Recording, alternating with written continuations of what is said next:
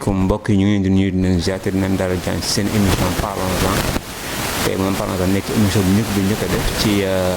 mensuel bi nga xam ni weer wi nañ ko tàmbali mu nekk émission boo xam ne nii dañ ko fas yéene def pour les associations tout ce qui parle de l'actualité mais aussi ñu taxaw aussi di waxaale ci lépp loo xam ne moom dafa laal visibilité te nag ñu ñëw fii ci Wakhinane Nimzatt nekk fii ci Djubo ñu fas yéene taxaw wax ak la grande famille. La grande famille boo xoolee c'est une association boo xam ne nii dafa taxaw depuis 4 ans à 5 ans comme ni ko monsieur Mendy waxee ñu fas yéene taxaw tey na waxtaan ak moom ci actualité yi bi nga xam ne nii moo la grande famille comme durée bi et puis ñu war a taxaw nag ci seen perspective te nag moom ñu daal jàmm monsieur Joseph Mendy nekk président mouvement bi président ñu ngi lay nuyu. sant yàlla bu baax. alhamdulilah naka activités yi. sant rek ñu ngi góorgóorlu daal jàpp te bàyyi di yaakaar ne dina mos a yegg fi ñu bëgg a dem. waaw incha allah yal na ko yàlla moo tëddee mbokk yi tey nag président Joseph Mendy la ñuy ànd comme invité avec son mouvement qu'il y a muy la grande famille monsieur Mendy dañuy laaj rek grande famille pourquoi grande famille la moo waral loolu. waaw merci monsieur Ngom nga may ma nuyu mbokk yi ak xarit yi ak ñi nga xam ne ñëpp ay sympathisants lañu ci grande famille. Par la même occasion aussi ma présente sama membre du bureau yi toog ak man kii à gauche mooy François moom bu jëlee kàddu gi dina wax fonction kii mooy Do Silva Dominique kii mooy Albert Saro ñu lañ ko gën a xamee mais Albert Gomis la mooy turam dëggantaan donc moom mooy vice-président bi Silva mooy secrétaire à l'organisation président commission d'organisation qui mooy secrétaire général mais aussi chargé des finances voilà donc ñoom laa àndal depuis le 21 avril 2014 la ñu daje woon fii rek naturellement comme on avait l'habitude de faire ñu ne lan moo waral ñun ni ñu yàggee ak ni ñu mbokkoo ñuy toog ay mois yenn saa yi di ñu gisee pourquoi ne pas faire une organisation di mën di gisee nga xam ne du doon sax ci ay cérémonie familiale mais yenn saa yi rek ñu daje ci la idée bi germé ñu commencé di ci waxtaan ça a pris du temps mais tey yàlla def na depuis boobu daal ñu ngi def une marche en avant waaw mu ngi jëm kanam bien que xëy na dox bi yéex na parce que nag c'est un bébé boo ko def xoolee à l'image d'un enfant bu am 6 ans doxam du dëgëragum donc ñun fi mu ne nii ci at boobu lañ toll nous sommes encore enfants moo tax taxawaay bi dëgëragul mais am nañu yaakaar ni daal suñ ci jàppee ak suñu mbokk yi ak suñu xarit yi ñëpp dinañ am une très grande famille comme son nom l'indique waaw. bon en tout cas macha allah monsieur Mendy ñu ngi rafetlu réponse yi ñu jox mais dañuy waxtaan ci la grande famille pourquoi ngeen taxaw jékki-jékki rek nga am volonté wu créer ko la mënoon ci forger. waaw ñun avant grande famille ay mbokk lañu ay xarit lañu kii sama doomu bàjjen la kii sama rakk la kii sama xarit la xamante ne ñu ëpp na 30 ans. yàlla def benn moment en 1986 ñu créé benn tournoi de football intervillage ñu koy defee fii ci fii stade u Njaareem bi nekk donc ñuy ànd di bokk lu bari di daje ci suñu dëj yi suñu mariage yi xew yëpp ñoo fay daje dañuy gisee régulièrement mais ñu ne nañ jéem a taxawal dara au moins parce que dëkk bi neexul kenn mënul demal boppam moom rek mais bu ñu defee benn action de solidarité di dajaloo di cotiser bu nit amee xew moo xam bu neex la mbaa bu naqari ñu participer jàpp ci loolu mooy motivation bi loolu moo tax ñu créer grande famille. léegi nag lu tax grande famille mënoon nañoo wax rek famille mais ci biir dafa am ñoo xam ne ñoo bokk village waa Coolam yi ñoo ci gën a bari mais suñu wóllëre yi itam jóge ba Seerar ñëw fekk si ñu ci ñun te ñoo ànd bu yàgg balaa lii di xew loolu moo tax ñu ne lii kon dañ koy tuddee la grande famille de Coolam et sympathisants waaw ñii depuis toujours dañoo ànd ak ñun depuis toujours dañoo xaritoo ak ñun moo tax ñoom seen dugg ci grande famille bi c'est venu naturellement parce que ci lañ bokk loolu moo jur ñu def la grande famille. ah loolu moom vraiment c'est à saluer depuis tout petit nga ànd ak nit di ànd ak say frère di ànd ak say mbokk ba léegi nii ngeen jur lii moom vraiment dañ koy rafetloo dëgg-dëgg mbokk yenn temps seen émission parlons-en ñu ñëw fii ci Diedhiou que monsieur Joseph Mendy président de la grande famille ñu fas yéene taxaw wax ak moom y compris na wax ak ay membres bureau mais monsieur Mendy dañuy laajte rek lan moo taxoon depuis lors ngeen jékki-jékki tëb rek ne dañ koy créer lan moo ci dugal ba instant bi mbokk yi entier et puis ndax loolu ba nga taxee di ko def ndax am ngeen ci benn reconnaissance par rapport ak mbokk yi nga xam ne nii ñoo ci nekk. waaw loolu am naa dinaa sawar lool ci tontu ci ndax comme vous le savez fii def fi dara créer yombul Sénégalais dafa tàmm routine ba nga xam ne soo bëggee indi innovation sax yenn saa yi dafay am ñoo xam ne dañuy koy bañ ñun bi ñuy créer lii dégg nañ lu nekk on nous a accusé de tous les noms d'oiseaux ñii ay fokkat lañu ñii ay ambianceur lañu dañoo bëgg a dajaloo ak seeni jigéen di def ambiance quoi on nous a accusé de ça mais saa ñu dajee li ñuy waxante ñun ñëpp mooy bu ñu may kenn mu reeñu bu ñu may kenn mu xeet ñu mooy ñun ce qui est important mooy ñun ñi constituer grande famille xam nañ la ñu bëgg xam nañ fan lañ bëgg a dem ak lan lañ bëgg a def mais aujourd'hui am na ñoo xam ne ñi ñu daan critiquer à l'époque ils se sont rendus à l'évidence tey nangu nañu ne nous sommes sur la bonne voie d'ailleurs ñu ngi ñuy encourager donc c'est pour dire que bul ragal ay critiques c'est naturel critique dafa bokk ci sax lu lay yokk mais ñi lay critiquer bu leen may ñu gis la ci mbaa ñu ree la ci am nañ suñu mbokk yu fi xewle ay dëj mais bi ñu ñëwee dañ cee am taxawaay boo xam ne ñi koy gis ñëpp dañ koy saluer dañuy ñëw niroole cotiser ñëw bokk ak yow gunge la dem enterrement bi ba ñëw dajale li ñu cotiser jox la ko te day nekk une somme consistante xam nga ku am dëj ak dépenses yi ak frais yi nga xëy jox ko 30 000 wala 35 000 kooku da nga koy rendre service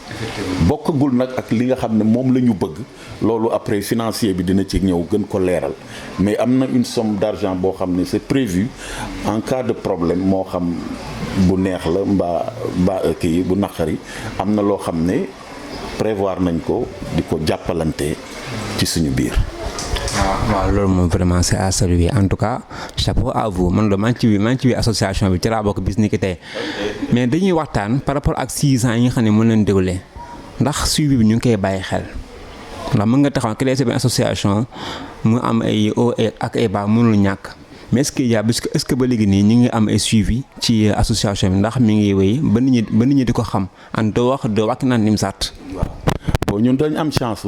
am ay membres yoo xam ne dañoo dëkk un peu partout à travers Dakar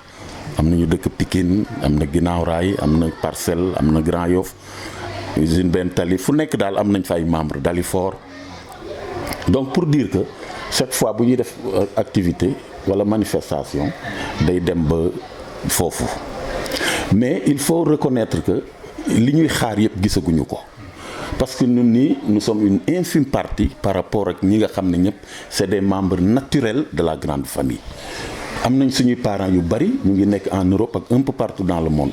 ñu ngi leen di lancer appel depuis bi ñu démarré association bi mais jusqu'à présent découragé wuñu xëy na seen dox moo yéex mais dinañ ñu mës a rejoindre parce que nag le combat est le même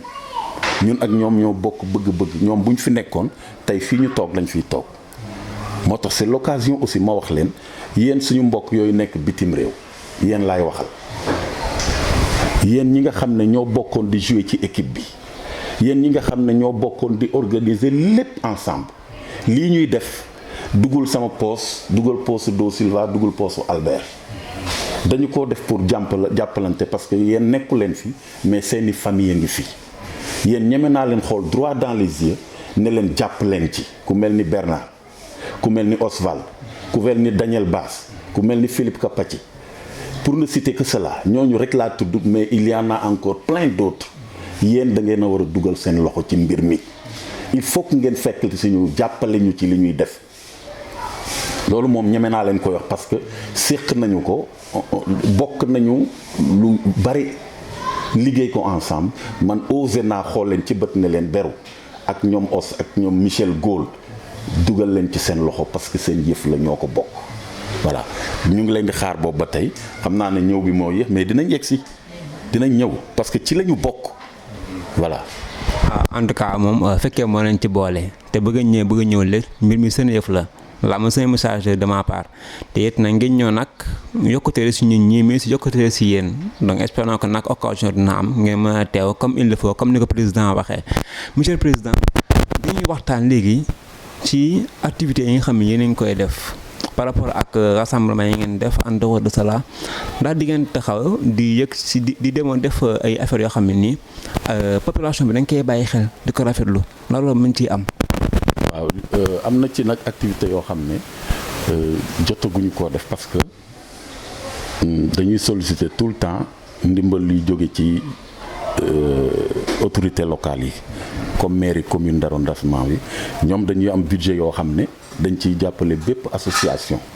mais comme ñun aussi amaguñu ay këyit maanaam nekkaguñu en règle par rapport à l'État du Sénégal moo tax ñu nekk ci di wut ay këyit fi mu ne nii phase bi ñu jëm mooy introduire ay papiers pour am une légalité su ko defee lépp lu ñuy séddale ci dëkk bi di nga mën a demander soo amee tant mieux mais soo amul aussi en tout cas am nga légitimité wu dem demander service donc amaguñu yooyu yëpp moo tax am na ay manifestations de grande envergure yoo xam ne mënaguñu koo def mais ci perspective yi dinañ ci ñëw waaw pour wan leen ne li ñu bëgg a def yëpp bari na quoi.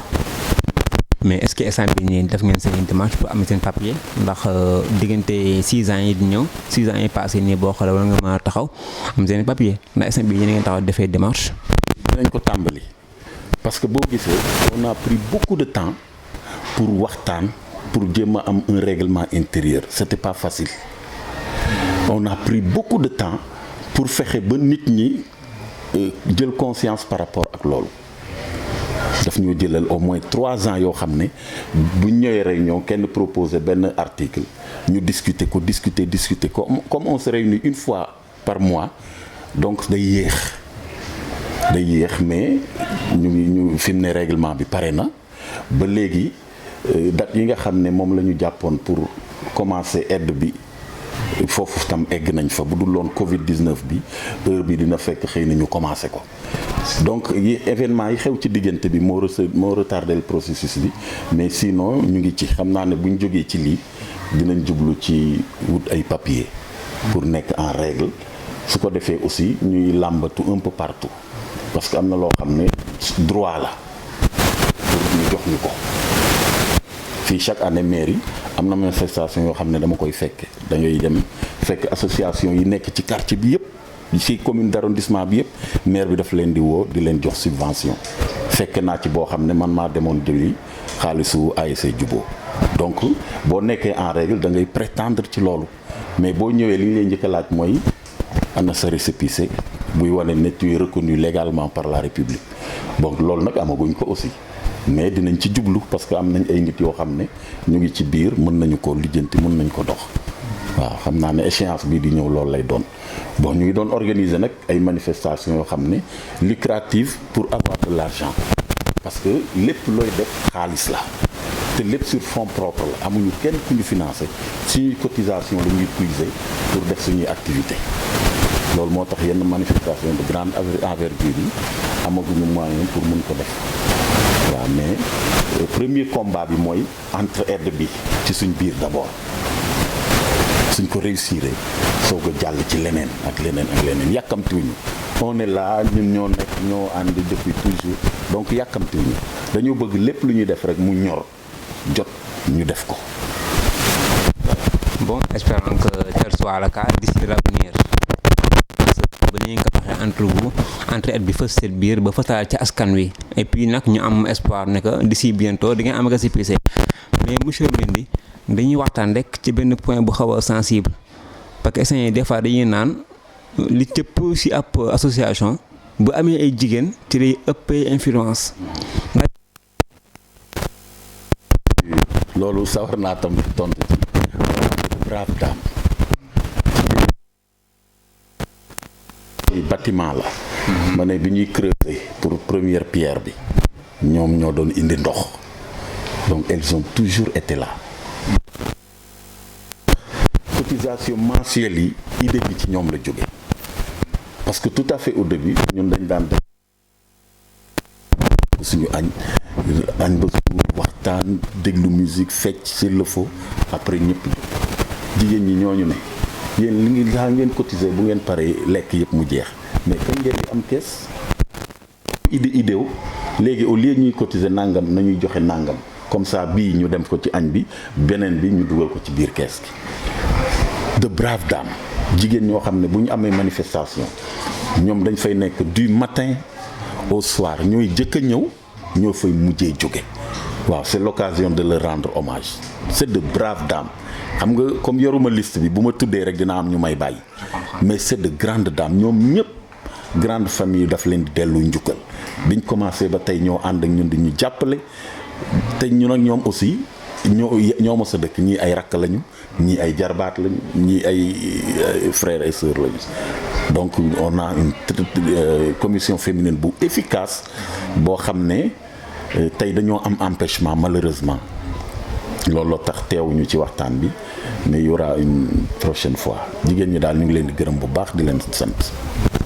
En tout cas c'est pas encore trop tard c'est pas encore trop tard ñooñu ma bëgg naa xam vraiment ndax liggéey bi rafet na te it nag li nga wax rek laa jàpp comme da nga koy wax aussi jigéen mooy sa société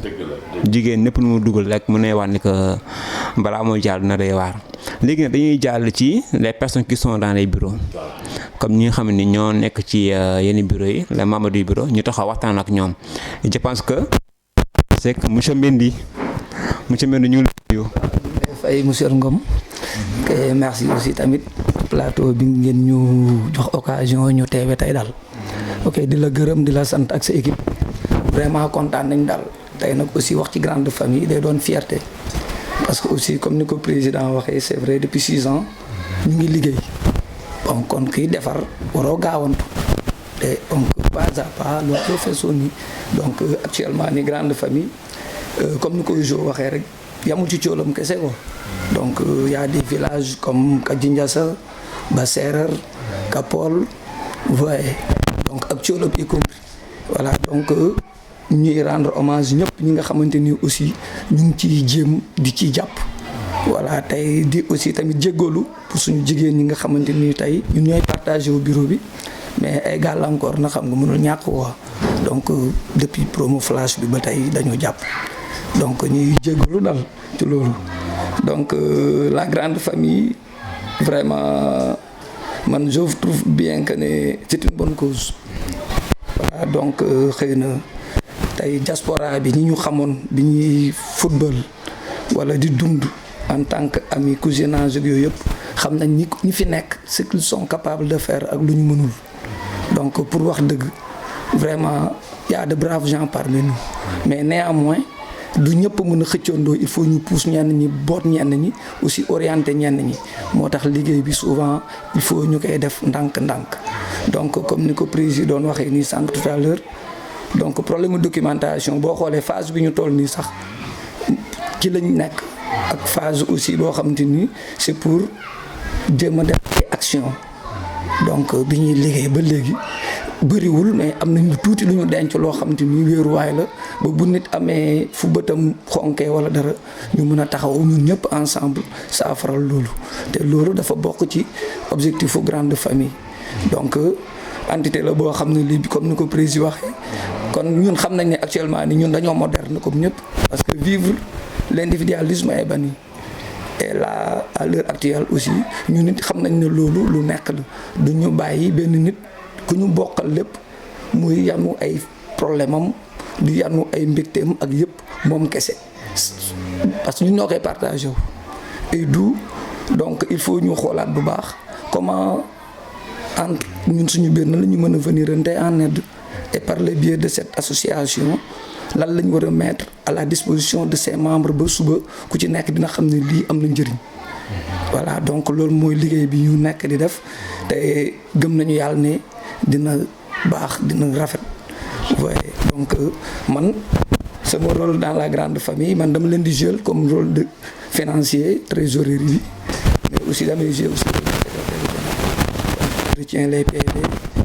Je suis le mouvement des fonds, je récapitule les cotisations, l'état des membres individuellement, ku ci nekk situation, ouais, et dans l'ensemble aussi je fais les bilans des activités. Voilà, donc je crois bien que ne aussi du liggéey bi yomb aussi tey xaalisu mbooloo dafa métti depuis presque 3 ans ngi nii président Mbaye Fen monsieur Albert les organisateurs yi toog dama leen di bousculer pour ñu dem à cette ouverture de compte et je crois bien que ñu ngi ci loolu. Donc d'ailleurs Covid bi bon yàlla nañ ci yàlla jàppale mbas mi mais yàqal nañu lu bëri mais dañuy xam ne natt bu ñu yàlla teg dañuy ñaan yàlla rek mu saafaral ko ba ku ci nekk delluwaat ci activité am. Normalement depuis le 1er juin passé war nañ commencer di subventionner des cas sociaux donc kon ñun dañuy comprendre que ne y a des choses dites inopinées yoo xam ne yi dañuy berte kon des cas de malheur yooyu mais aussi y a des cas yoo xam ne dañ koy préparer donc mooy festivités yeeg affaire yooyu kon grande famille dina venir en aide ku am décès oui dina venir en aide nit koo xam ne kii tey da ngay baptiser sa doom dina venir en aide koy takk jabar. Ouais. Donc ce problème individuel boo ko amee la grande famille mun na la assister donc mënuñu embrasser ndoo lépp mais xool nañ li gën a fës lu ñàkk ci dundinu doomu aadama loo xam ne lii dafa bokk ci quotidien am wala ci vécu am donc ñu jëlagum loolu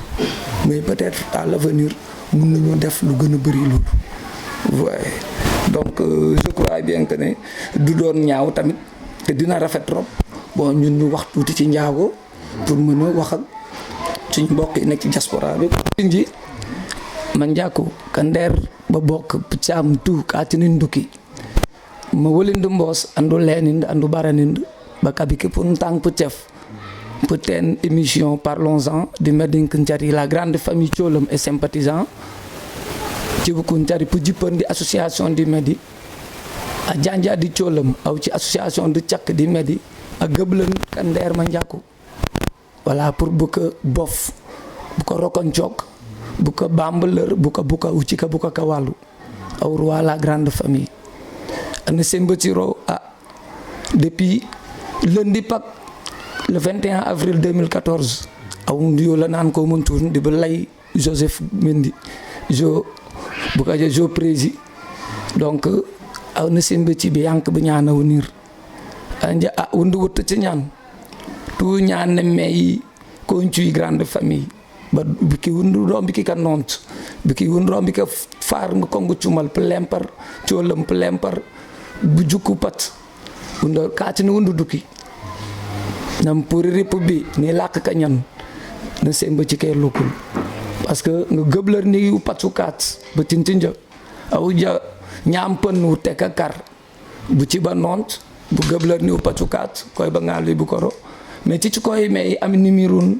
grande famille parce que on damay nek incri légui di won ciak wi di Dakar ci bu sangan tit capable tit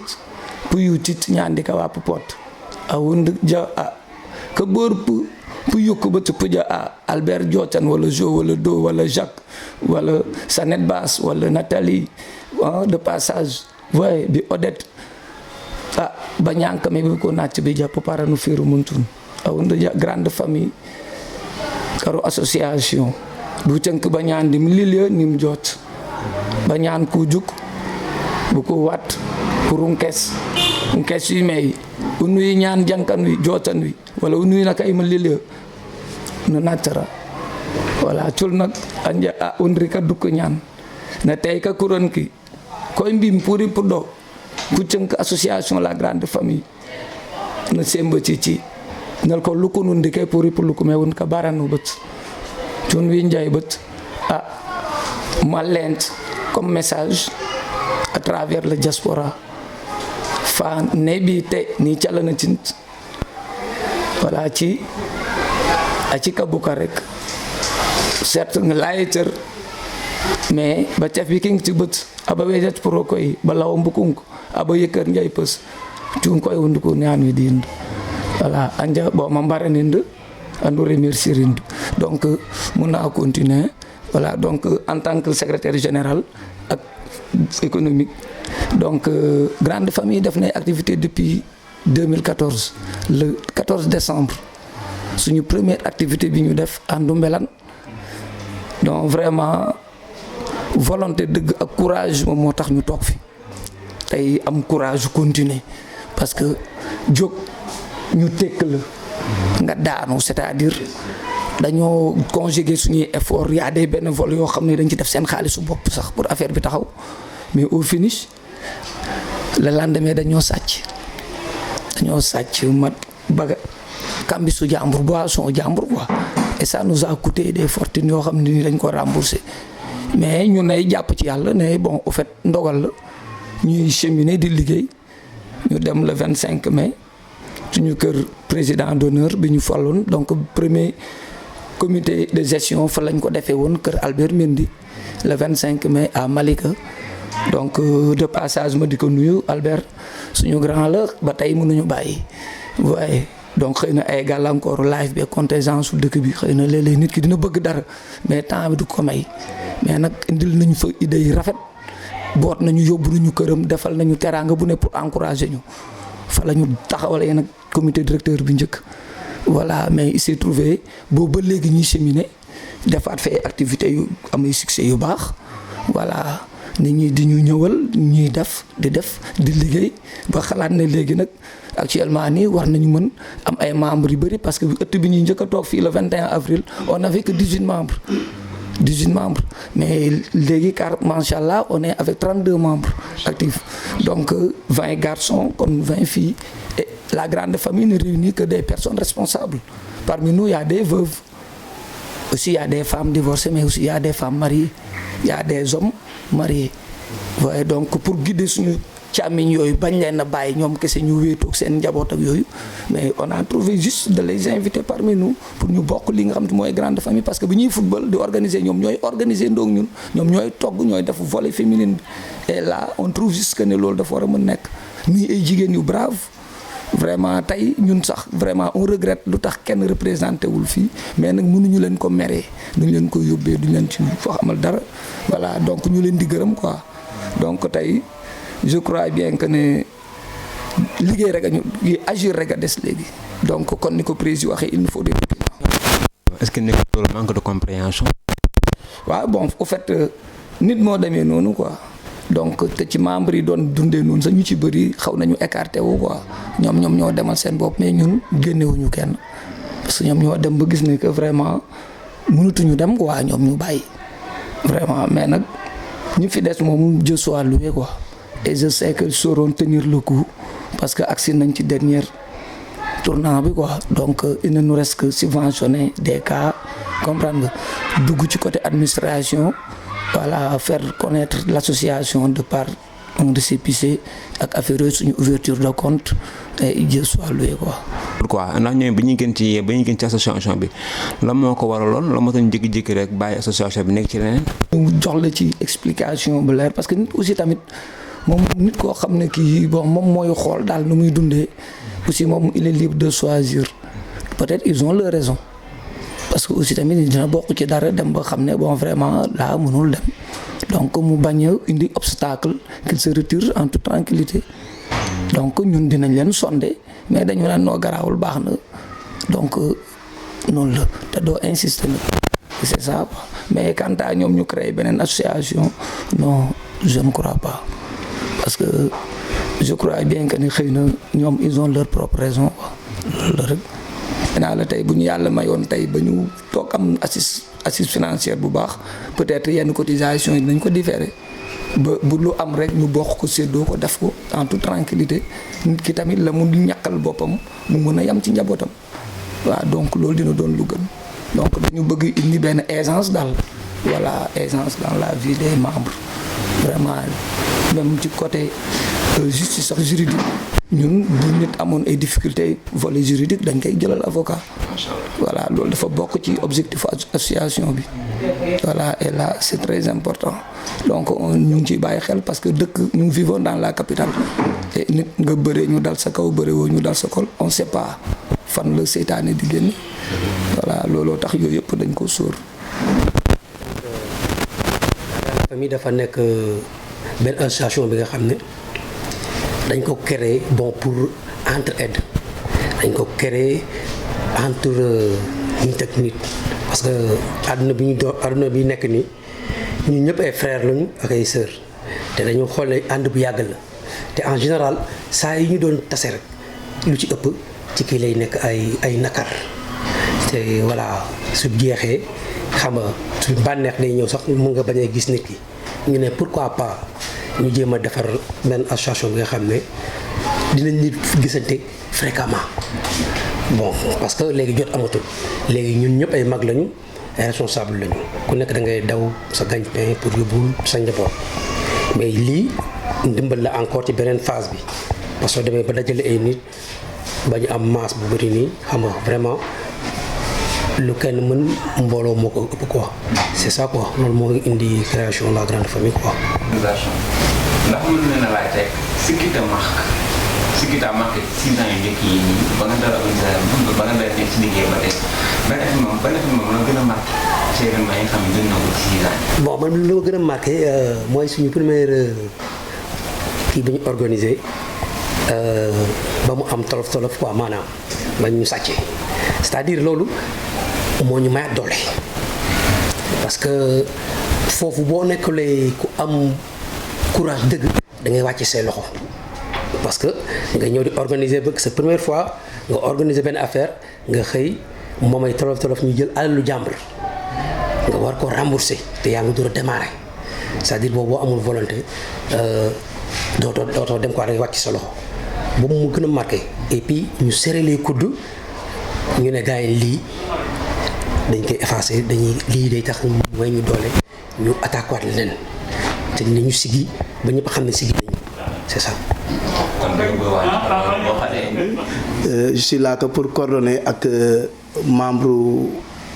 association bi yëpp voilà man loolu laa fi nekkee président bu fi nekkul maay nekk toog place am bu fi nekkee tamit am na yoo xamee ni bu ñu koy def man ak secrétaire bi walla organisateur bi ñun ñooy dox ci loolu man loolu laa fi nekkee ku ci am tolof tamit man dinaa dox sama tànk tamit pour dem waxtaan ak yow parce que loolu defe naa loolu mooy sama cër quoi parce que association bi rëy na ñun ñëpp ay mbokk lañu benn lañu te boo gisee nañ la grande famille man je suis de Bassiarar bokkuñu village mais ñu def coolam et sympathisant parce que grande famille la dañoo sympathiser parce que ñii ñoo bi ñu nekk xale ñoo dëkk ñii màgg léegi dañoo tas ñi dëkk fii ñi dëkk fii ñi dëkk fii man xaw ma woon ne sax naa ñoo dëkk Géejawaay parce que Pikine laa dëkkoon mais tey maa ngi Géejawaay nekk ak ñoom ba association bi ñoo fekk ñu donc ma gën cee jàpp parce que man dama mos a bokk ci nit booloo rek pour defar lu baax rek man dama ci mos a bokk ancien scout la mais defuma armée mais ancien scout la donc yàgg na liggéeyal comme ni ngeen waxee noonu sànq rek jàppalante mooy àdduna parce que benn loxo comme ni ñuy waxee mënul takk sër te mënul sol pantalon il faut ñaar pour nga def ko donc bu ñu nekkee mbooloo moo gën a baax waaw loolu moo tax man bu ñu waxee association bi ma ne man je suis partant waaw il faut mu ñëw jàpp ci def ci tamit sama grain de sel li ma mën voilà. ñu laaj rek say grain de sel bi nga wax lan moo la gën a marqué ci point yi xam ne nii tàmbale woon nañ ko fi ci 6 ans yi xam ne def nañ ko le point qui t'a marqué le plus dañu tàmbalee di léegi ci déplacement yi ak réunion yi ñuy def ci kër yi man toujours dama gis mbégte bi ñuy boole toujours moo may yëngal toujours moo may motiver parce que saa yu ñu dajee rek ak nit ñi rek bu kenn yéexee ñëw sax da ngay yàkkamti séntu ko mu ñëw parce que sa xol da koy laaj man yooyu moom may gën a marqué parce que man bu ma la xamee rek bëgg naa foo toll rek ma lay nemmeeku waaw man yooyu moom may marqué waaw daje bi ñuy daje chaque fois ñu saafante waxante defante ku nekk dem ñibbi daf may marqué chaque jour damay yàkkamti loolu ñëwaat waaw. mais bu tuundun tari pour ñaan camion de grande famille anja grande famille di comme bi jo jabi aci kato appelema wante pour ba ñam leng pokori chata aci association ni me on ro pour teunkler parce que man jako jaka ñanka lolé tan tumpang donc di Dakar ngu ko ngro ñat engrais donc cim ka ba ñami mbof bi kam kanako ulilal wala jota la ba teunkiw ulil trop kanon on ro association dine pour teunkler bañana jonti pija ula ciribu nont men tari parlons-en kapimaninde undu nontata parce que no ciri kat no ngal piya brum no ngal pro kom pelkuy ko maknjiwi ñaawin me koy aci ka upatama njakuru rempun koy o lila aw lil taw namum merci. ñi nga am yenn occasion yi di bokk ci yenn réunion yi comme ndax am na ni ko xam ni jërëjëf ñu dellu siwaat rek un peu par rapport ak li ñu jot a wax boobu ba léegi je pense que ñi ma précédé nii li ëpp solo ci wax ji wax nañu ko am nañu nag en perspective suñu yàlla mayee ñu am suffisamment de moyens dinañu impliquer xale yi ci biir ndax question bi nga posé par rapport à la relève ku nekk xam na ne nit du tout le temps ngay fonctionner am na âge boo xam ne soo ci eggee da ngay jël retraite su ko defee sa rakk walla sa doom walla sa jarbaat ñu wuutu la mais fi mu tollagum nii présentement amaguñu ay xale maanaam intègre ñu leen benn yoon mais am nañu nag comme perspective ëllëg def ay activités yoo xam ne dafay impliquer xale yi ndax ñun ñëpp ay borom njaboot lañu. Albert wax na tout à l'heure ne am nañu ay activités yoo xam ne ñu ngi nekk en vue bëgg nañu ëllëg suñu koy def suñu jabar yi ñëw fekke ko àndaale suñuy doom comme c'est une grande famille dina permettre ñu xamante donc ñun bëgg am na yoo xam ne daal mu ngi nekk suñu kanam mënaguñu koo wax léegi parce que nag aussi balaa nga koy mën a wax day fekk nga analyser faisabilité bi xalaat ko ba nga xam ne lu mun a nekk la nga soog cee wax di ci dox pour mu taxaw mais présentement ay xalaat rek la mais tegaguñu benn jéego ci loolu mais am nañ ko daal en perspective am nañ ko en ligne de mire suñu yàlla mayee bu ñu jéggee yi nga xam ne moo nekk suñu kanam loolu à long terme dinañ ko mën a def. li ma gën a neex mooy yaakaar bi ma amoon ci ñoom dañu ko firndeel. Je savais qu'ils allaient relever le défi loolu musuma ci am xel ñaar te gis nga bu fi jigéen ñi nekkoon nga gën a waaru parce que nag lépp lu ñuy def dañ koy teg ci taabal bi ku nekk wax ci xalaatam ba xalaat bi nga xam ne moom la ñu jàpp ne moo gën moom la ñuy liggéey donc ñoom seeni intervention dama koy rafetlu di ko sant yàlla parce que c'est pas évident mënoon naa am bureau boo xam ne bu ñu waxee léegi nga lem say caméra yëpp jaar nii mais moi je savais que quel que soit le plateau ñoom dinañu relever défi bi yi ñu wax yépp résumé nañu fonctionnement wu grande famille mooy fi ñu jóge ak fi ñu jëm moo ci ëpp solo ñun xam nañu fi ñu jëm xam nañu aussi moyens yi ñuy permettre ñu egg foofu moo tax ñuy wut xaalis di organiser ay manifestations di bind ay soutien parce que liñ bëgg a def bu ñu amul moyen duñ ko mun loolu moom xam nañu ko liñ ci wax yépp nag exactement mooy li nga xam ne moom la ñuy waxtaane tout le temps mooy am nañu nit ñu brave ay nit de valeur ñoo xam ne ñu ngi ci góorgóorlu depuis lors amul faute grave boo xam ne mën nañ ko wax grande famille loolu tam sant yàlla la am une association boo xam ne def na 6 ans maintenant mosul am malversation maanaam nit ñi mosuñu sax werante ci xaalis je pense que loolu dafa mel ni li ñu àndoon avant grande famille moo ñu yombalal loolu ñu am ay jigéen yoo xam ne tam jigéen ñi souvent bu ñëwee ci association dañuy bëgg a wéeru ci góor ñi mais jigéen ñi boo génnee junni teg ñu génne junni teg c'est des femmes de valeur ñu ciy jàpp boobu la ñoom aussi dégg nañ lu nekk mais gëm nañu projet bi. genn wàlla membre ay membre ASEM lañu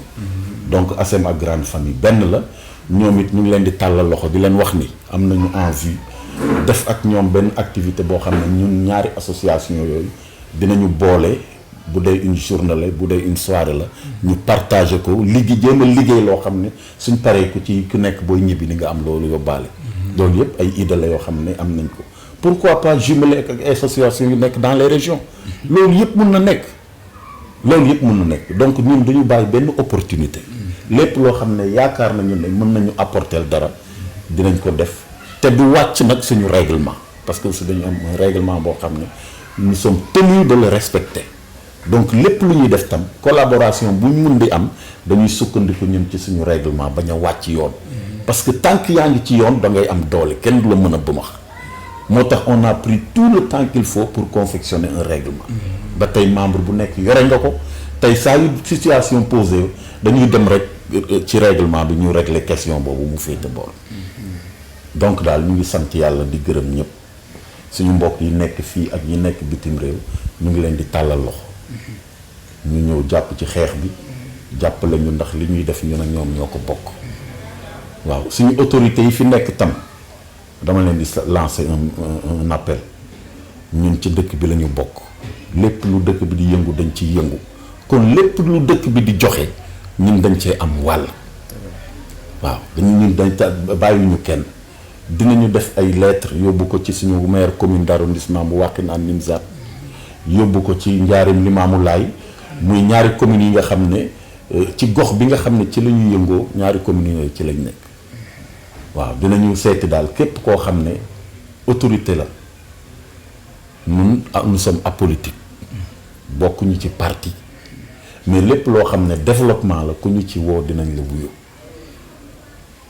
donc dinañu bind seeti autorité yépp ñi nga xam ne mën nañoo jàppale ñu yóbbu leen suñu projet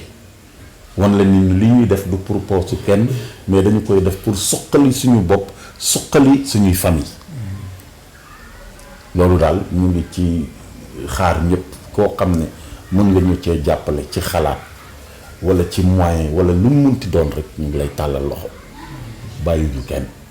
mais ñu ngi dellu njukkal ñëpp nag may rendre hommage sama gars yi nga xam ne depuis 6 ans ñoo nekk muy neex muy naqari ñoo ànd di relever le défi ensemble ba tey ñu toll fi ñu toll waaw yéen tam yéen ñi nga xam ne yéen a ñu ubbil seen bunt pour ñu mën a waxtaan parce que lii tey dina wër àdduna bi yëpp bee passé bande annonce bi rek li ma jot retour kenn mënu la wax nu mu toll donc ñu ngi am yaakaar aussi ne lii dina wër fu nekk suñu mbokk yi dégg ko suñu xarit yi dégg ko ku ci mën a jàpp nga jàpp ci waaw ñuy on ferme la porte à personne ñëpp la ñu tàllal loxo daal fu waay nekk jàppal na ci nga bokk waaw loolu daal laa bëggoon a tëjee suñu waxtaan delluwaat di leen gërëm di leen sant yéen waa TV Tivaouane Argentine. mu ne wax ni que télé bi moom lépp lu fi waay dugal rek bu neexee yàlla dinañ taxaw mën koo bàyyi xel képp ku am loo war a kii rafetlu rek loo war a sànni boo ñu woowee moom di nga am benn bonheur boo xam ne kenn du ko waxee fenn en tout cas macha allah te ñu ne ko xam di la sant di la ñaanal yàlla nag di ñaanal aussi association bi yàlla jëmee ko ci kanam man moom ci laa bokk bis ni ko tey te it nag maa leen di wax ni que bis ni ko tey damay taxaw nekk membre comme ñëpp bu jaayee jënd carte membre damay jënd ni ñëpp laa moom c'est sûr et certain te dinañ ñaanal nag yal na yàlla moo tëdd yéen yi te it nag fi ngeen séntu association bi yal na ko yàlla def lépp lu nga bëgg yal na ko yàlla defal en tout cas man maa ngi ci biir waaw te du ma ci génn nag en plus. ba ñàkku ba yetuñu ba coolam ñuy feet sa ronde ak ci comme bi papa yi ñàkkam bi ni Albert ak ci wuli la nekk wonon sari ci wuli la wanda ngal po piban ben wanda po piban kon ci grande famille parce que ñaan ni ka do wutu ci wala ka bekko wanda an ci le mën wonde pour ñaan ngali po mekkon ci grande famille am bi information dem ngal ri ba ñanka wul lemp wund ko lemp ci pour nji ci pour François Papaye ak ci pour njab lieng compte jaw ndu kroko wund ka tewi carte ka wul ñaanan ci dugu ndu woki wund man jakoro jam donc ngala yetu koy ni yetu ko roy ko bandi kay wokal que paful kanya mais ngi ciuma legi ñaan carte mengo en tout cas wonda ci rep ñaanin dal wonda remercier bi ki nebu ko nda jawondoro non bu kabi kelu kabiya kaniaj nda remercier ko bu fetter wonde nañ ci won ko repiki nañ ci ko bar tulone nda remercier parce que answer wonde pour le manal wonde lokatel pataka awondro association onde penandi won donc remb ñaan me nako tsankuri koy krowi mi lance pour local wa injaat ba ciolam korbakul parce que wonde citi ni ba sera ni ba jopi ni ba jinjasa ni waaw wonde ci ni ba yitonde di fete ronde ndabi ndo ki wonde o jawon roko njobe ndi matir waaw wonde ngal wot ba i fete ronde ci yonkri asen bu ci fete ronde ci ba yitonde man talalu man colam bekal ka ñanni anja bekal unu ko ci wonde kay juk wonde ka layem parce que wonde bu ko bu te bi meler bi a jom donc ñani may naw ka ni grande famille wala na lawani grande famille tem ngal puja wonde ko be kay tu ka ñan wonde remercieru a wonde colam ka ñan wonde ka ñan jamm ka ñam bu fetar ka ñan ci balolé donc ma remercier Ndoir merci beaucoup. waa kay mbokk yi li ma gën a fa seen émission Parlons-en ñu gërëm monsieur Mbendy ak les membres du bureau yi fi teewal ñëpp ku ci mel ne François ak Dominique ak monsieur Albert te gërëm nag waa régie aussi bu baax waa te dañ jox dig daje le mois prochain incha allah jërë ngeen jëf.